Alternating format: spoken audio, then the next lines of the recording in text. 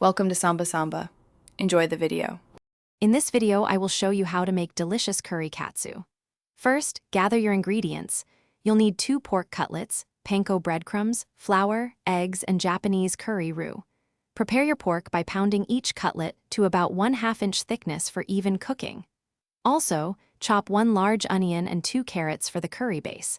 Ensure you have approximately 500 milliliters of water or broth ready for the sauce. This preparation sets the stage for a fantastic meal. Now let's perfect the katsu. First, dredge each pork cutlet in flour, ensuring it's fully coated. Next, dip it into beaten egg, letting any excess drip off. Finally, press it firmly into panko breadcrumbs, making sure the entire surface is covered for that signature crunch. Heat about 2 inches of oil in a deep pan to 350 degrees Fahrenheit. Carefully fry each katsu for 3 to 4 minutes per side, until it's beautifully golden brown and cooked through. Next, we'll craft the rich Japanese curry.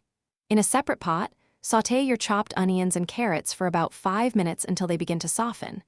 Then, add 500 milliliters of water or broth and bring the mixture to a gentle boil.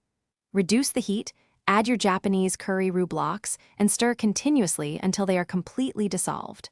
Let the curry simmer for 10 to 15 minutes, stirring occasionally, allowing it to thicken to your desired consistency. This creates a wonderfully flavorful sauce. Finally, it's time to assemble and enjoy your delicious curry katsu. Carefully slice your perfectly fried katsu into 1-inch strips, making it easy to eat. On a plate, serve a generous portion of fluffy, steamed white rice. Arrange the sliced katsu either next to the rice or directly on top of it. Then, spoon the warm, rich curry sauce generously over both the katsu and the rice. Garnish with a sprinkle of fresh parsley if you like, and savor every bite. Thanks for watching. Consider subscribing if we helped you.